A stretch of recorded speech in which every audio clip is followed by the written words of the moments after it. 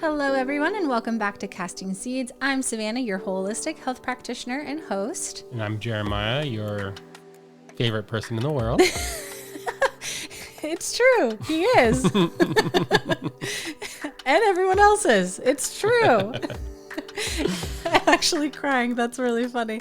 And you're listening to the only holistic health podcast that gives you God's singular truth to give you individualized discernment. That was really funny. I'm literally teary-eyed. My job's done. I I'll don't see you know later. why. It shouldn't have caught me off guard as much as it did. Merry almost Thanksgiving, everybody. And congratulations to everyone who voted for the Republican side of politics. Woohoo! For you. That's one way. Yeah. Yeah. I like that. And we are definitely praying for all of the liberal tears out there. We're there for you. No, but in all honesty and sincerity, I do understand that there's a lot of conflict happening right now. And I mean, I've even been threatened on social media for talking about abortion rights for children. And it's just wild out there. So just be prayerful. Not just careful, but prayerful, and understand that Trump is not our savior, and there are only so many policies that he can do to help the U.S., and ultimately God's in control at the end of the day. So whether you are liberal or conservative, just know that as Christians, we are here to share truth and ultimately love. Outside of that, we have a really fun episode today. Jeremiah, do you want to tell them what we're talking about? Because I'm really excited. I get to talk about my dogs. Yeah, we're talking about holistic health with pets. Yay! I'm really excited. I don't know why we didn't do this sooner. We love our dogs. Yeah. And don't get me wrong, we can talk about other things as well. We'll kind of make this a broad sense towards all animals, but we're always going to hone it back to dogs because guess what? Jeremiah and I have dogs. And we do have an Instagram for our dogs, holistic dogs. I think it's holistic_dogs. Oh. It used to be a different name, but I Yeah. changed it to match Jeremiah and I's Instagram. So we're on theme. Yeah. Family. We're all a holistic family now. Hashtag holistic Instagram. But we're really excited because in general, for this episode, we are going to go over holistic like diet and nutrition. I think that tends to be the biggest thing people talk about. We're going to talk about training and herbal remedies, massage and chiropractic, aromatherapy, mindfulness and mental stimulation, physical activity, play. What are all the things? So many things. Training. We already said that. Training. Yeah. Wait, let's just hone in the most important. Training. Yeah. Environmental wellness, which is huge. I think people don't think about things that are growing in their garden or things that are around their house that could be harming their pets and making them sick all the time. Yeah.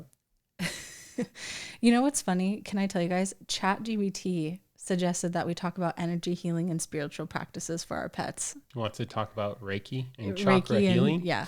I'm going to tell you right now, it's a hard pass. Homeopathy. We're going to talk about socialization and emotional health for your animals and what that looks like. And then holistic veterinary care, which I have a holistic veterinarian lined up to interview within the next few weeks. So that will be really cool. fun. Yeah. Talking to Dr. Bates. So we are what? Nothing. What? Should I also preference Dr. Bates was in my bridal party. Ah, there you go. I surround myself with people that I really love that are in the holistic field. Okay. So let's jump on training because I think that's one of the biggest things to actually lead a holistic life and with your dogs. Yeah. Well, we also talk about discipline a lot for holistic lifestyle in humans and just life in general. So I think having discipline, and people associate disciplinary with discipline, but having discipline is also just having good habits, right? Yeah. Having consistent habits. And that's such a great precursor into children and something that you should be doing in your daily life as a human, let alone for animals. Yeah, I really think your dogs need to be trained to accommodate your lifestyle Yeah. and not your lifestyle accommodate your dogs. Unless you have a dog that is outside of your lifestyle. So there Yeah. are like older people. I was gonna say old ladies. I They get huskies. yes, or like they get like what we have. We have half border collies, half Australian shepherds. Or Burmese. Or yeah, very active dogs or Akitas. Yeah. I don't know, the German shepherds. There are these people who like can't walk and then they get these dogs that need to be ran like for 15 miles every day. That doesn't make sense. 15 miles sounds like a lot, but when you're throwing a tennis ball and everything, Oh my it's God. actually not very much. Like Yeah. Holly, our female dog, like in 30 minutes, she'll run 15, 16 miles. Oh yeah, we should probably talk about. So we have our female dog, Holly Cipher. Our dogs have two names. Get over it. We live in Orange County. No, there is a funny story behind that actually. We couldn't choose between the two names when she was a puppy. We both loved Holly and we both loved the name Cipher, but our families only liked the name Holly. And so we ended up liking Cypher a little bit more. And Yeah. then we noticed, like, training wise, she just was more obedient to Cypher. Yeah. So Holly's like her general name and Cypher's her training name, which is actually kind of nice because at the dog parks, when we used to go to those, that should be on here. When we used to go to those, if there was another Holly or like a human Holly, we use Cypher and she responds beautifully. And then we have Atlas, Haiku, which again, we fell in love with two names. Oh no, are they coming over here because we said their names? No. Oh, sister's here. Hello. So with Atlas, Haiku, again, we were torn between two names. I loved Atlas. Jeremiah loved the name Haiku because he met another dog named Haiku. Both of those names I loved. Yeah, and then so because we gave Holly Cipher two names, we're like, we're just gonna be those people. Yeah. They're both 2 years old. They're both half border collie, half Australian Different shepherds. litters. Yes. Well, yeah. We saved them both. Well, Atlas we saved from a puppy mill, and then Holly they're both technically Craigslist puppies because we saw them both on Craigslist, and yeah. So because whenever we went to adopt dogs or save dogs through the state, it always ended up being a huge problem. We got a lot of pushback. Yeah, it ended up being a huge problem every time. And I won't even get into that because it makes me so angry. We're jumping over to training. And it makes me angry. Training is one of the biggest things because we watch so many people struggle with their dogs, and people will see us walking, and our dogs pull a little bit here and there, and they've gotten way better over the time. But we always get compliments though. Yeah. On how well our dogs are behaved. I really think in order for you to live a holistic life with your dogs, you need to be able to control your animal. Because if you can't control yourself, then how are you going to control your animal? Yeah. There's a lot of people who get really upset on the streets with their dogs, and they'll just yank their dog, choke them by the collar, lift them up. We literally watched it with those two little dogs the other day. Like those, what are they? The Chihuahua? Yeah, there's definitely, I call it sizeism with dogs. Yes. People allow their little tiny dogs to be gnarly and intense and yippers and biters, and they get to act however they want just because they're small.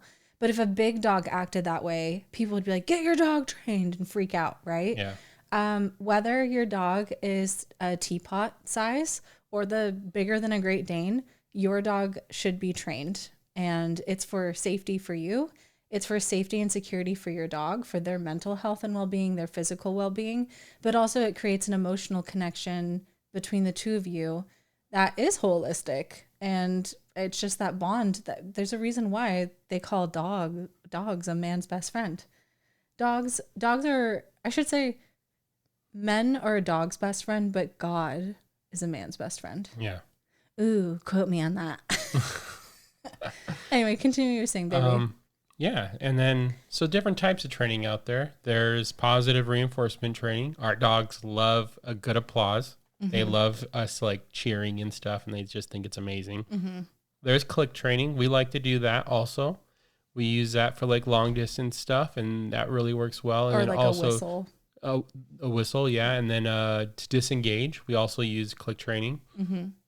We do a lot of obedience training. Obedience training, I think you have to keep up every single, at least once a week, do obedience training, even after you're already trained. Yeah. Like, which we'll get into what each of these are as well, more in depth, because there's a difference between like obedience training and like behavior modification, you know? mm-hmm. Well, behavior modification is correction, right? Yeah. Over like barking and fear. Yeah. But that's what I'm saying. We'll get into that. There's crate training. We did not do crate training. Yeah. You know, some people like to do crate training. I don't think an animal should ever be in a box for A long period of time, especially 2-3 hours. Yeah, especially active dogs. Like we like our dogs to be able to roam the house and to be able to go inside and outside and protect our home. But that's just us too. Also, too, there are benefits and downsides to crate training. We'll say the benefits and downsides to each of them. Also, leash training. Yeah, there's leash training, which is really we important. did 2 different types of leash training. Yeah. We have for potty training. Great tip: leave your leash on the dog, and he will not pee for some reason, or she will not pee next to the leash. Mm-hmm. And then the other one is while walking, and then agility training. Then there's separation anxiety training. Yeah. Our dogs have a little bit of anxiety when we separate. We have herding dogs. So this is a natural instinct for them. And this is not really something you could train out of a dog that's bred to herd animals. You have to know the animal that you're working with. Yeah. I feel like that's going to be the main thing that we're honing in on this episode. Know your breed, whether it's a cat, dog, parrot, I don't care. Yeah. Fish.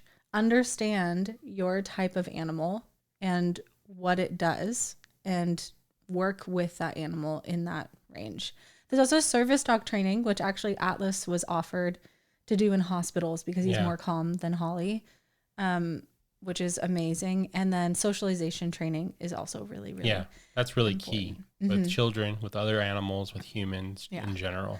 So positive reinforcement training, let's start there.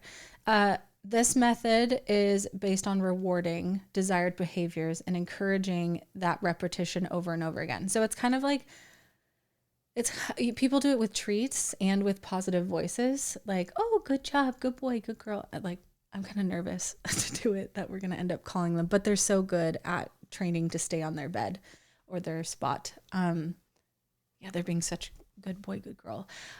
This worked okay when they were puppies for us. I feel like Jeremiah really struggled with them when they were little, using treats to get them to do the same thing over and over and over again. It was really annoying and exhausting for him.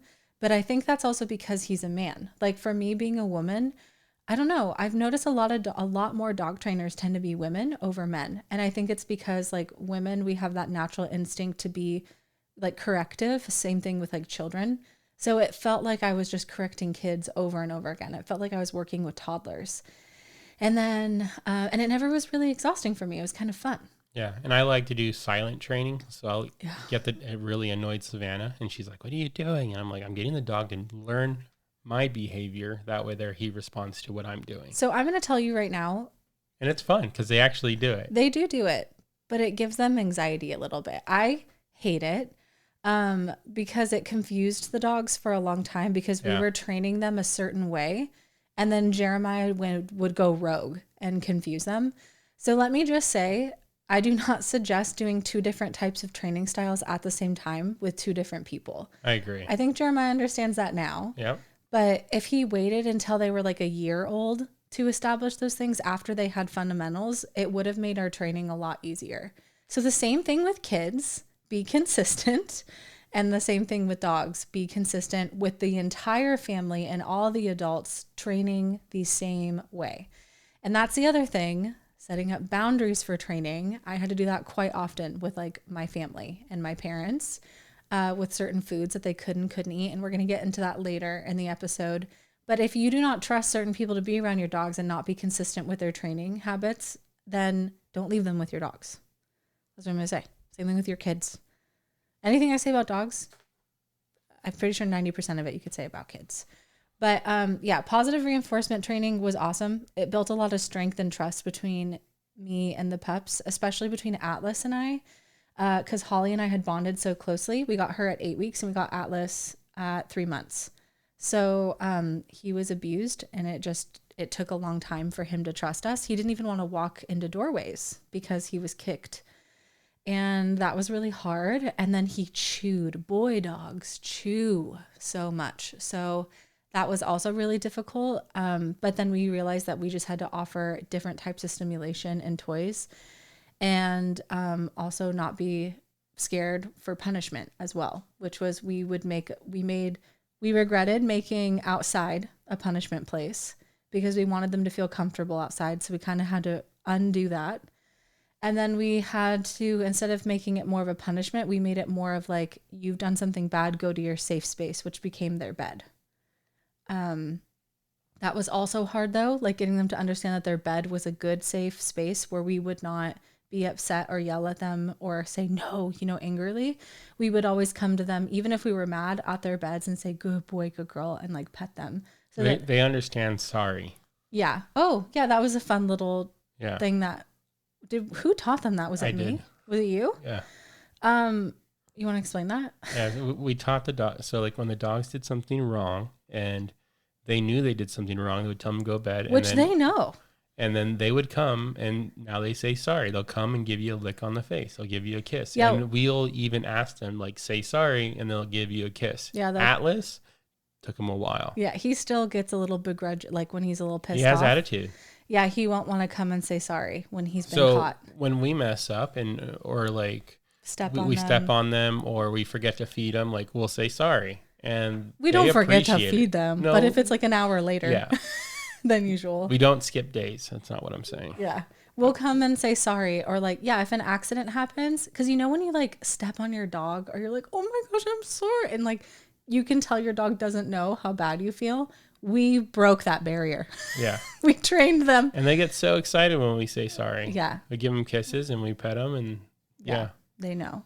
Okay. So on to clicker training. Clicker training is super specific reinforcement. So it kind of starts with you giving, like every time you do the click sound, you also give a treat. Yeah. Or like a whistle sound or a calling. Now, whenever we're in like a public place or a loud place, I will go like with my own mouth if I don't have a clicker, or snap with my finger to kind of reinforce, especially when we do eyes. We make them look at us and stay in contact with us if they're not staring at us enough or paying attention to their surroundings.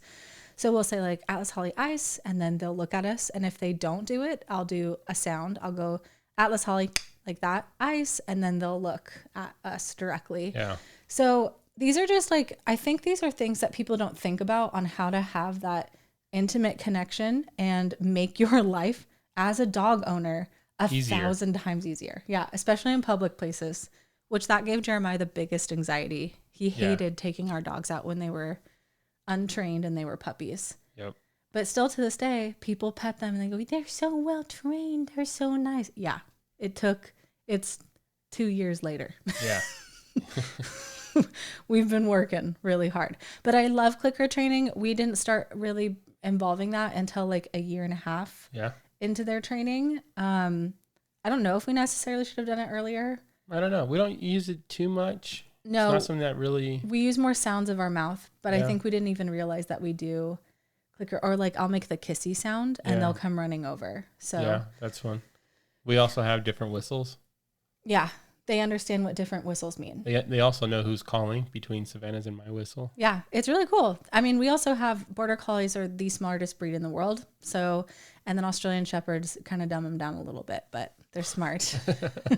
It requires a lot of practice though. So if you want to challenge them in those situations, I definitely recommend getting really long leashes if you want to do it outside, or just doing it later at night if you know your dog has a really good recall and you're okay with being outside in public places like parks at night where no other dogs are going to bother you, or people for that matter. Okay. Obedience training. This really focuses on dogs being able to follow basic commands like sit, stay, come, heel, like those basic commands. Savannah was really good at doing these with the treats and stuff. Yeah. Your repetition and everything. And like, that's what got our dogs trained for sure. Yeah. This is what you should start with puppies, their names and just these basic commands. Because from here, you can then go into every single other aspect, whether it's something amazing like doing a dog trick where the dog jumps over your back, or something just as simple as having your dog jump up into your car and or even not run out into the street.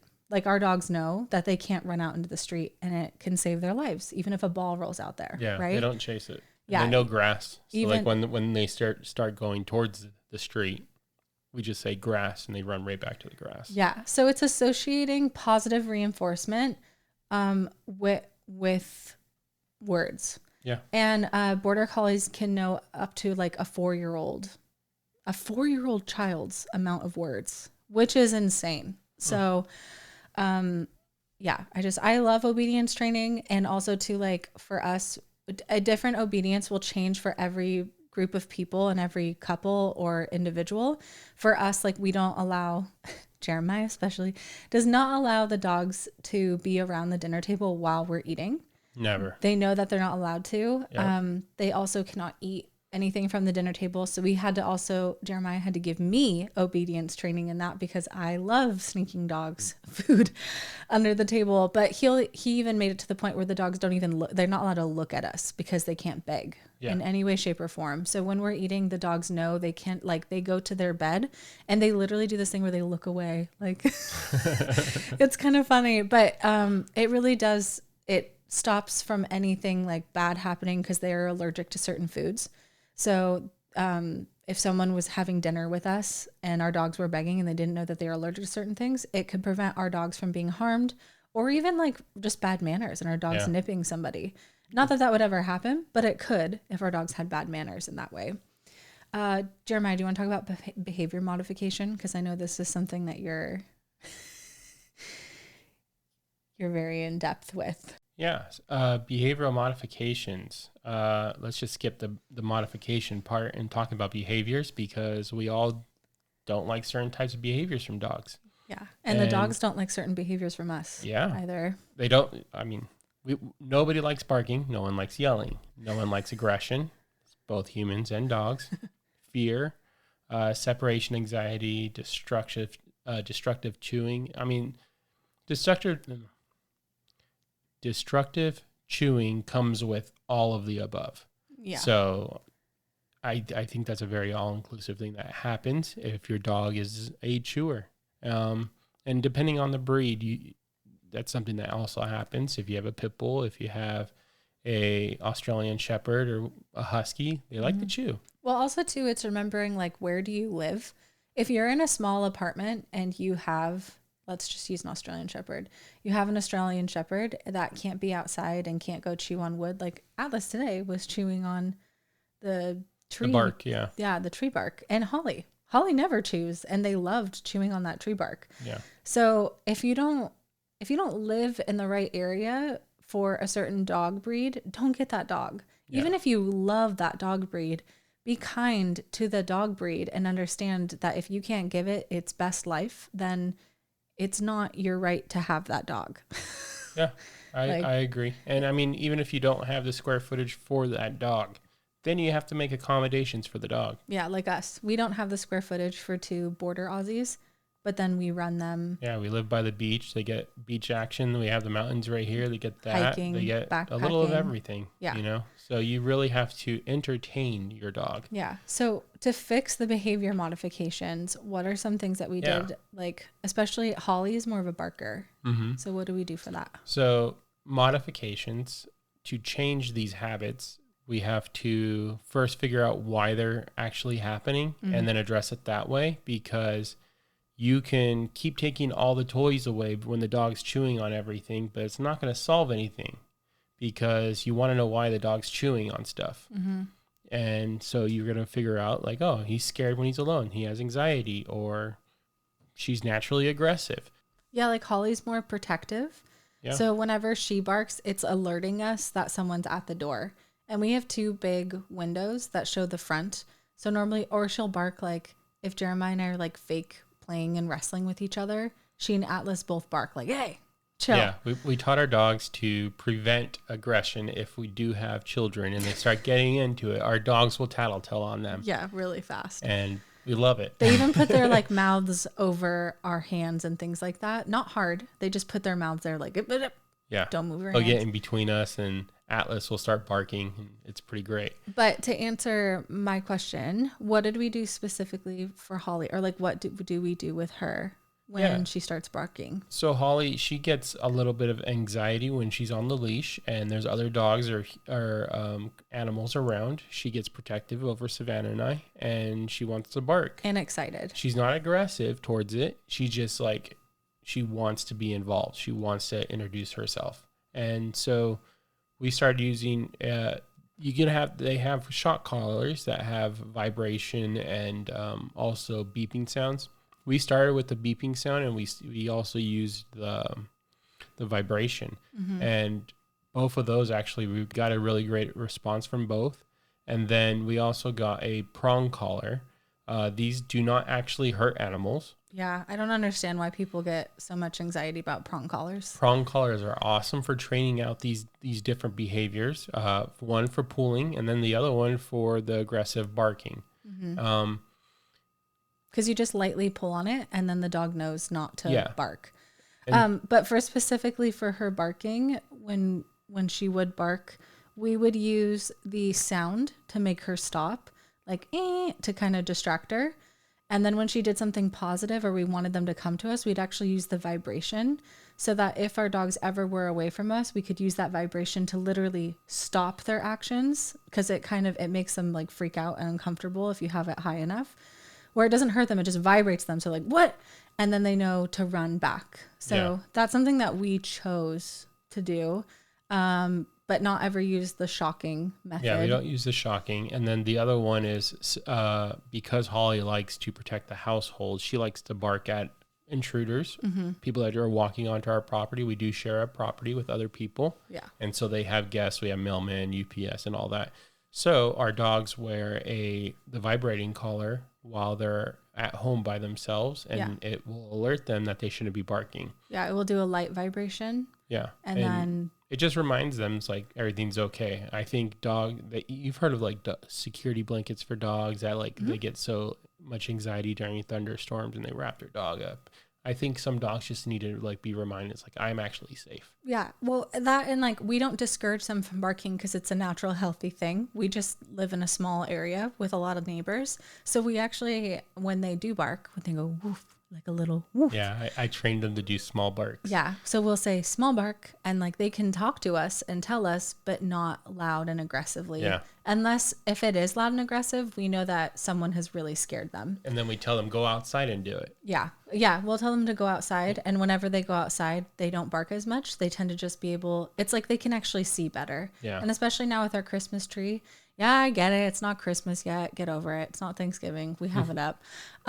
With our Christmas tree blocking half of our windows, the dogs can't pop up and see as much. So it will give them more anxiety, especially with more deliveries and stuff this coming season. So yeah, I know I don't think people expected us to be like so into dog training. Yeah. Crate training. Jeremiah and I, like we said before, we weren't huge fans of the idea of putting our dogs in crates all day, especially if we were out. We wanted them to be well trained and to be able to guard our home properly when we're not here.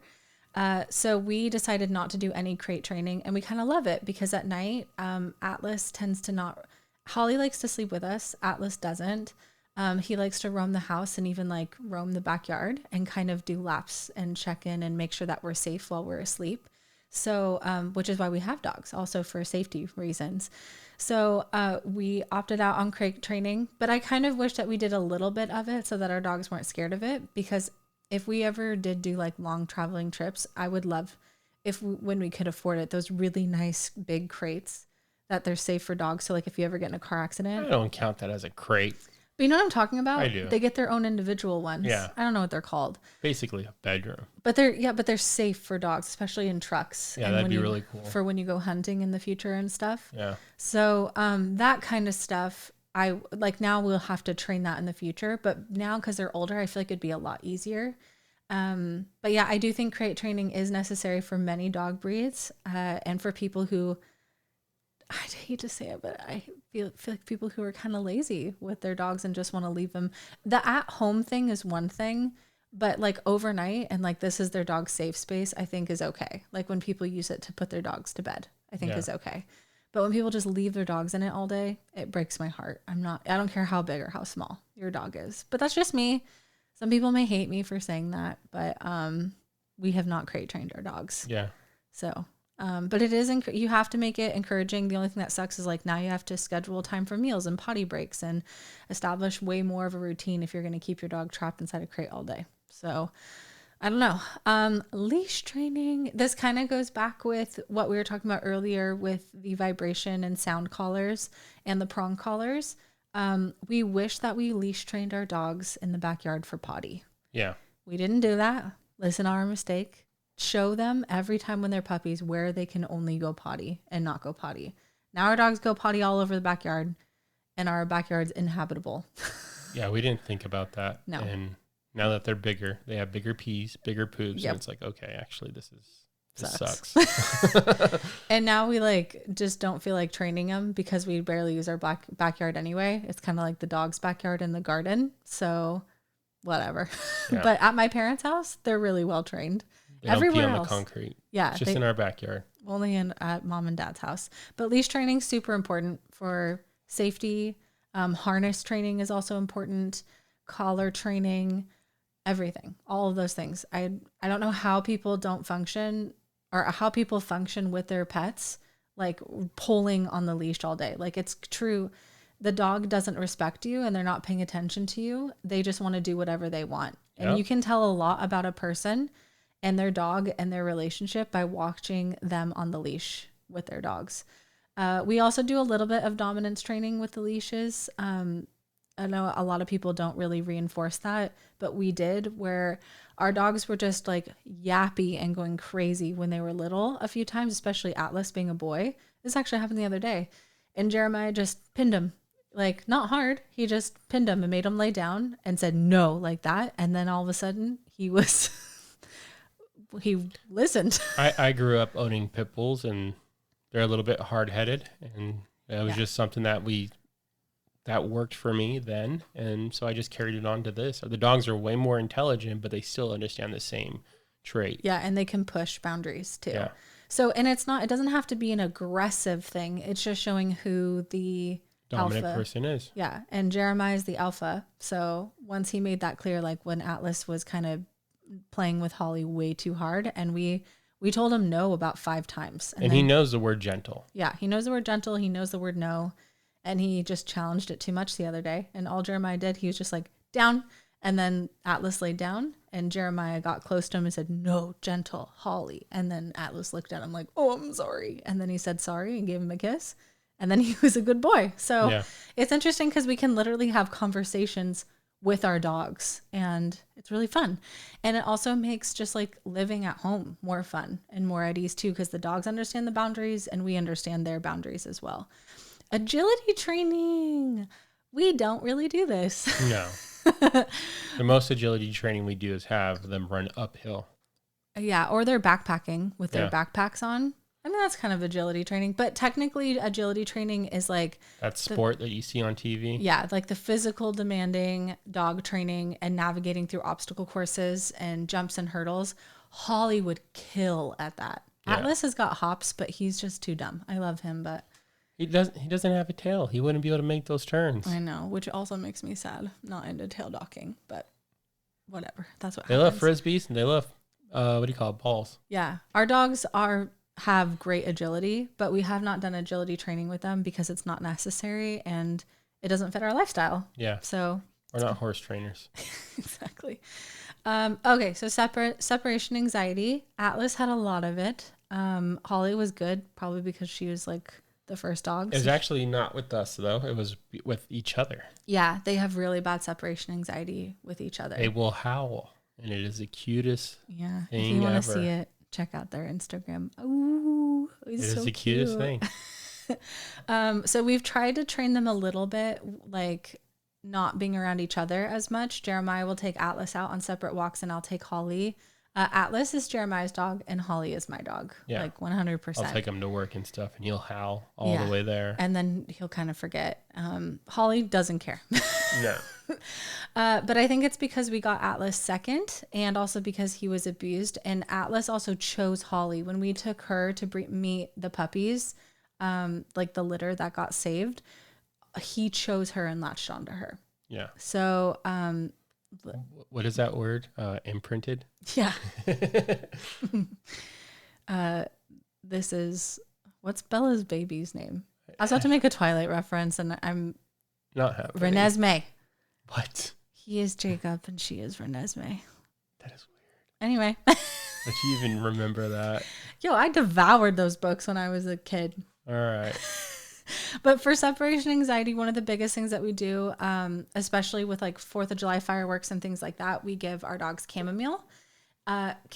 Some people use lavender as well, but lavender is a part of the mint family, and technically mint is really bad for animals. Yeah, I don't know why they put it in a lot of their products. Yeah, lavender is not great for dogs. So chamomile and comfrey root, calendula, all the C's are really good for dogs, but specifically chamomile is amazing for dogs and kids. And for traveling and just all anxieties. Yeah, but if you give your dogs too much, it can make them actually piddle themselves. Remember, we gave Holly a little too much, and she peed on the bed. Another separation anxiety, specifically towards our breeds, is when we have a group of people and it's like separate groups.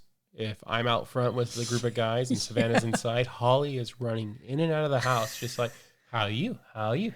Yeah. What are we doing? They're checking I want you guys to be together. Yeah. Come back inside. Yeah. She doesn't nudge. Like, they're really good at not hurting and like nipping or getting people to do things, but they will, like, they'll constantly check in. And that's kind of how she takes care of her anxiety. So when people kind of tell her no, I actually ask them not to, because she's doing her job. Yeah. It's not annoying though. It's really sweet. You can tell she's great when we get home too. Yeah. Oh my gosh. Yeah, she's tired. Atlas is much more chill. I think he has more of the Australian Shepherd in him than the Border Collie drive. She tends to have, I don't know, it's more of that like mommy nature. I think it's more of the, maybe it's not has to do with their breed so much, but more of the feminine and masculine aspects. Yeah, Atlas just wants to lay down with the dudes. Yeah, he really is a dude dog, like 100%. And Holly has that anxiety of hostess, like, how can I take care of you? But yeah, separation anxiety training, using positive reinforcements, and also honestly, the herbs helped us the most. And too, like, if your dog really gets lonely, a second dog has been the best thing ever. Atlas has been the best addition ever. I love him. Like, it's so fun having life two would be dogs. completely different. It would be a little bit harder, I think, without Atlas. Yeah, because we would be much more worried when we leave for the day with Holly's like mental state and stuff like that, which we're also going to talk about later. So service dog training, you cannot have a dog like Holly, the excited, how are you doing type of dog where I'm in your face all the time. You have to have a chill dog. This is why golden retrievers are such good service dogs. Same with labs, but goldens are picked because they are friendly, they are gentle, they're so easygoing, and they're just so lovable. So service dog training is amazing because they can do all sorts of different emotional, physical aspects. I would love to get my dogs trained for celiac. I would love it. I think Atlas would be really good at it. Yeah, he's got a good sniffer. Yeah, he knows when people are off. But that's the thing. Holly's really, like when we had our last miscarriage, our 4th one. She's in tune with you. Yeah. That's what I'm saying. I could train her for me. But when we were having our 4th miscarriage, when Jeremiah was gone and it was just me and the dogs, there was this one time where I was crying so hard, and Atlas just like laid there like, sorry, sucks to be you. Anytime, especially ever since then, Holly came over and literally was licking the tears off of my face and like just nuzzling me and booping me to get up. And it made it easier. She was wonderful during that time. So that's why we got her originally. Yeah, we got her right in between our 1st and 2nd miscarriage. Yep. So yeah, that dog and I have a little special connection. She and I. Atlas knows when like your mom, all that was going on with her cancer. Knew. Yeah. And he would go and cuddle and now her. that he's older, like he knows when something's up with you. Yeah. And then when I'm down or like I'm feeling sick, like he is the biggest cuddle Yeah. And he has the most gentle kisses too. And that's why we got offered for him to become a hospital service dog. So that's what I mean. Like, pick a good personality. Picking a good personality has to do with picking a calm dog, but also boys tend to be just more calm in general. So you'll notice that more hospital dogs tend to be male rather than female, and more service dogs tend to be more male rather than female. Last on training, I just want to talk about socialization training. We kind of broke a lot of rules. What do you mean? Well, our vet, Dr. Bates, told us, with dogs and stuff, especially with Holly, she was like, don't take her out because she could get sick with, what was it? Parvo, yeah. We had her out all the time. Well, she was in a bag half the time. Yeah, but still, we took her out. We did, like, people really freak out on that stuff, and Jeremiah and I were like, meh. Well, like I had 9 puppies that had parvo, and I treated them all myself. So I wasn't too worried about it. Yeah. I never had an animal die from it, but I know it happens. Well, also, too, she's just in our arms most of the time. But with socialization, we didn't bring them to dog parks. Yeah. Until they were much older. 3, 2. Just because we didn't want them to get overstimulated, I guess. But we let dogs, I still get nervous letting 2 dogs meet on a leash. Yeah, that bugs me a little bit. It does. Yeah, when people come up to us with their dog, I'm like, can they meet? I don't know if you've trained your dog, like, and I'll watch her, like, as well, normally ladies, but I'll watch them and their dogs for a minute from afar and be like, okay, yeah, like, I can tell that they have good, like, their dog is nice, but, like, I always get nervous about it. When we're walking the dogs and people want to do something like that, we have now determined that we only do it one at a time since we have 2 dogs. Yeah. So the dog I will hold Atlas back. I'll just ask him to sit and he'll watch Holly get introduced and then we'll switch them. Mm-hmm. Just so the situation doesn't get overwhelmed. But honestly, or if anything bad does happen, it's just one of our dogs is involved.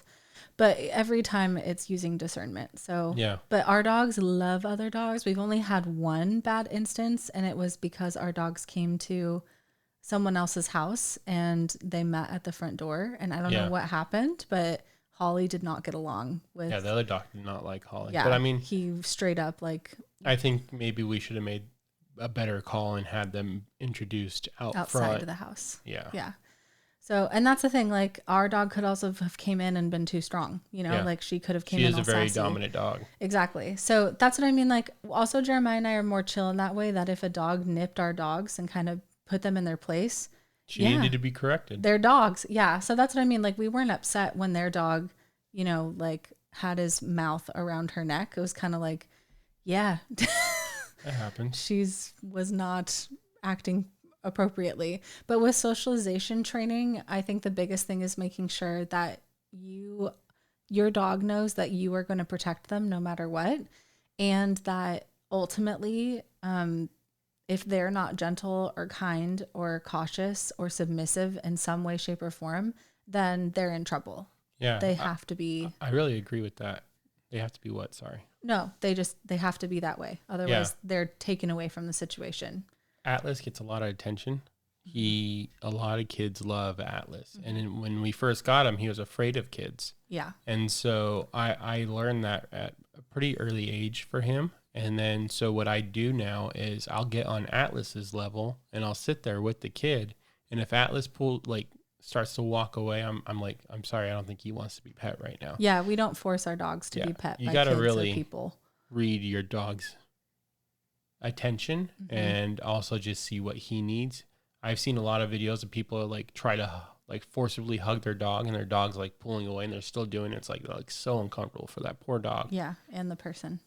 And so I really think do not force your dog to socialize. Yeah, you do have to. Your dog should be obedient and be trained to be appropriate around people and around other dogs. That's 100% true. And your dog should be able to stay next. That's the biggest issue we've had with Holly. And the one thing that we want to pay a trainer for is getting her to not get super excited and pull every time she sees a dog. Atlas is super good, and all of the training that we've done with him has worked. And Holly used to be good until we went to the dog park.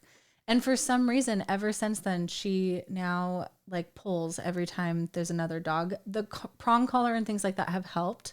But I want it to be where if we're standing there and our dogs were even off leash for some reason, and God forbid another dog came in, or if another dog ran into our house, I could sit there and tell my dogs to stay. And I know for a fact that they will be obedient and listen to me and not react just because another dog's reacting. So again, it's like it's a safety thing for socialization training. And if more people took this seriously, I feel like especially dog parks wouldn't be such an issue. But most people bring their dogs to dog parks because they are lazy and they haven't walked or entertained or played with their dogs all day. So that 8 o'clock crowd and that 4 to 6 o'clock crowd where their dogs have just been waiting and super pumped up, and then their dogs go and then let loose and they don't pay attention to them at all. It's infuriating. Yeah. And Jeremiah and I stopped going to dog parks because it untrained our dogs in many ways. And then 2, we had an aggressive situation once. A golden retriever times. did not like Atlas. And it's because this lady just refused to train her dog. So, and then 2 months later, we found out our friends had the same issue with the same dog. I was like, I know that dog. Yeah. I know that lady. Dana Point Dog Park. Anyway, so all this being said, training is so important. And I think this is going to be like the biggest chunk of anything that we talk about. The next big one will probably be diet, but training is so important because it establishes and allows the rest of what we would talk about to be possible and make it easy for you. So that like, let's jump into environmental wellness, right? If I'm using a cleaning product that I know is not safe for my dog, which most things that are not safe for you are really not safe for your animals. But also if you love peppermint or citrus based things, those are really bad for your dogs and they really hurt their like overall sensors.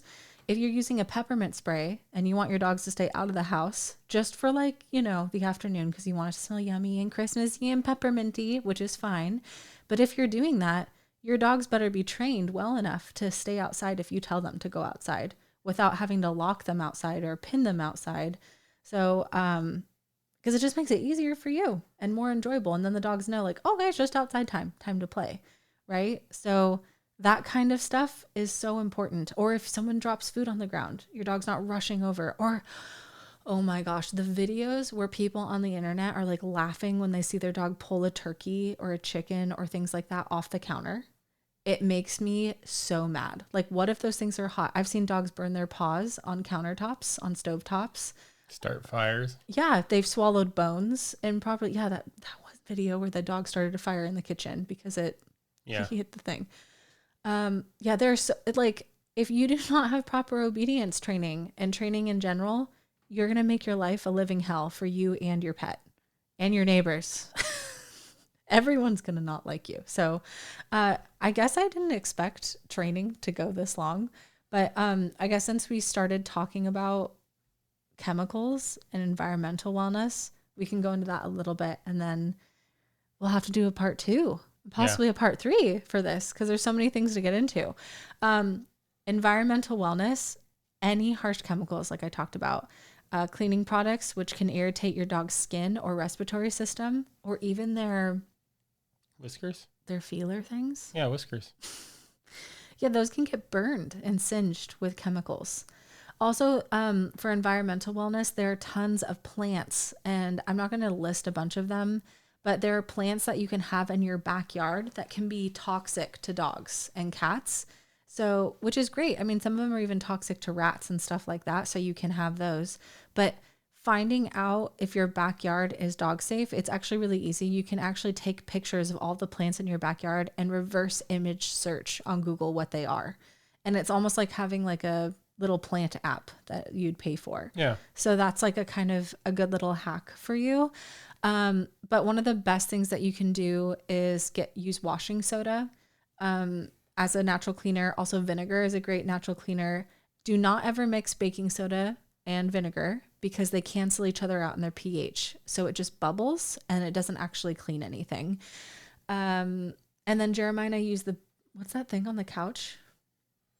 Vacuum? No, it is a vacuum, but the water. Oh, you're talking about what is it called? The spot cleaner? Yeah, it's like kind of like a steam clean. Oh, the Bissell. It's a Bissell spot cleaner. Yeah. Jeremiah will use vinegar with that, and it cleans, because we let our dogs go on the couch, he cleans it that way all the time. So there are ways to clean that make it safe for your dogs. And that includes, I'm going to also add in, like, when you're washing your dogs, make sure that it's chemical free. Like Jeremiah and I use Castile soap because it's all natural, it's clean. And the one that we got, though, unfortunately, is lavender based. But I haven't noticed an irritation on their skin when we use it. But we also don't wash our dogs very often. We brush them all the time, but we don't wash them all the time because it's bad. It gives them dandruff if you wash them too much.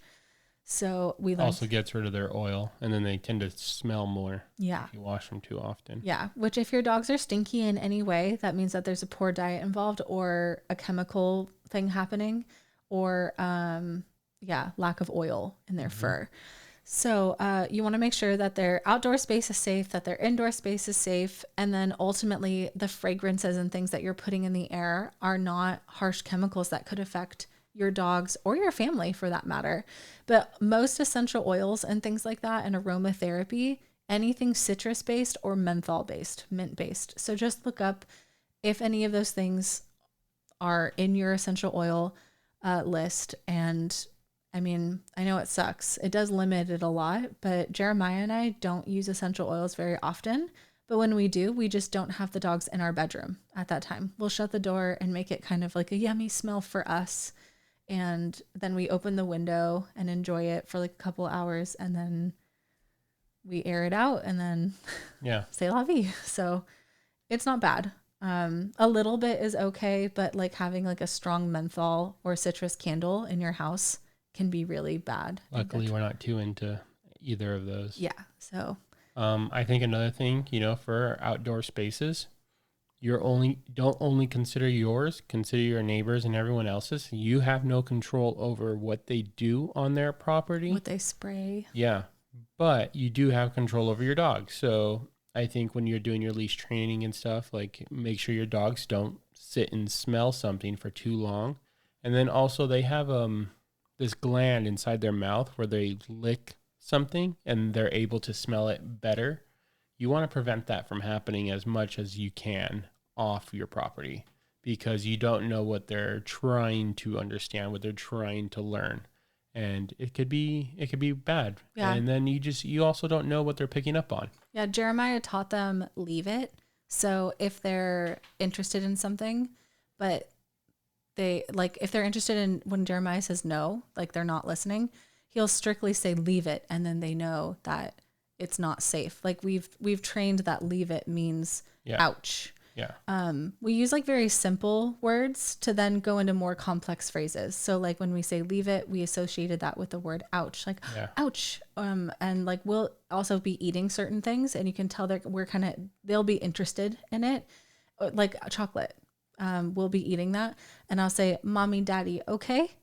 Atlas, Holly, ouch, and I'll point at the chocolate, and I'll let them sniff it. I'll let them smell. But then if Atlas tries to lick it, I'll go, ouch, leave it. And then he's now associated that smell means ouch. Yeah. We haven't tested it yet, but we keep doing it. And out of repetition, we're hoping that one day we can actually test it out and see if it works. That, like, God forbid the wrong thing drops on the floor. Exactly. But that's what's and everything. Yeah. Exactly. So it's those types of things. It takes time, and you're not going to get it all right away. But it's also using common words and phrases that are easy, and things that we knew that we would end up teaching our kids. Yeah. So dogs have also been a huge blessing in practicing Jeremiah and I's communication and how to simplify, and then how to make things a little bit more complex when we realized our dogs really do understand that. But now how do we convey, we're at A, B, but how do we convey W? Not X, Y, and Z. We're not there yet, but W. So, I thought we were going to get through a lot more today, but it looks like we're going to be breaking this up. Yeah. Let's call it right there. And then where do you want to pick up when we get back? Yeah. So I definitely want to talk about herbal remedies. I know that's going to interest people a lot. Chamomile. Yeah. Chamomile again. And then our dogs see a chiropractor and I do massage, and I've had to put their hips back into place. So I want to talk about that and why that even happened in the first place, and how to prevent that. Yeah. How to prevent those things, mentalness. And we have so many things to go over. We kind of talked about aromatherapy too. So we got 3 categories down today. Yeah. Did we bring in stimulation? That's something else we should probably a little bit. Okay. But yeah, that's what I'm saying. Everything that we mentioned at the beginning, we have a lot to talk about. So we're going to be breaking this up into a few more episodes at least. And we're going to be interviewing also Dr. Bates, which is going to be great. Okay, well, thank you guys for listening. This was fun. Yeah. I could talk about my dogs all day. Love to introduce you guys to our dogs one day, or just jump on our Instagram. Maybe they're always on there. We'll try to record them howling for you guys. All right. We love you guys. We hope that this was a blessing to you, and holistically understanding what it means to be a pet owner, and understanding that God also gave us a job to take care of his creation. And that means being good pet owners, and also understanding how to treat animals in general. We love you guys. Oh, one other thing. On your Instagram, you do have videos on a lot of stuff we're talking about for the dogs for their Instagram. Oh, yeah. And then also your Amazon account. That also has a bunch of the stuff we'll be talking about on there, and already things that Savannah is approved of to buy for your dogs. Yeah, and like then also BPA-free toys, and also all the training stuff that we did. Yeah, that is on my Amazon account. Which if you guys want more information sooner, there you go. You can go cheat and kind of look at those things. And I talked a lot about their training when the beginning of their Instagram account too. Yeah. Which I never thought I'd be that person, but here we are. God bless you guys. Thank you so much for listening. Keep casting seeds. We hope you enjoyed learning how to cultivate God's creation from a biblical perspective. Holistic health is to prioritize whole person wellness through Christ. Like and comment on what topics we're casting seeds or casting pearls. If you found this information provided useful, subscribe to our podcast for future updates, leave a review to help us improve, and share this episode. We would like to remind you before we leave that perfect health cannot be attained in this world. Only spiritual salvation through sanctification and repentance to God and turning away from sin will give you a perfect body in the kingdom come. Nourish yourself in the Word, in prayer, and in biblical fellowship daily. Thank you for joining us today, and a special thank you to our listeners for making this podcast possible. Always praying. Keep casting seeds.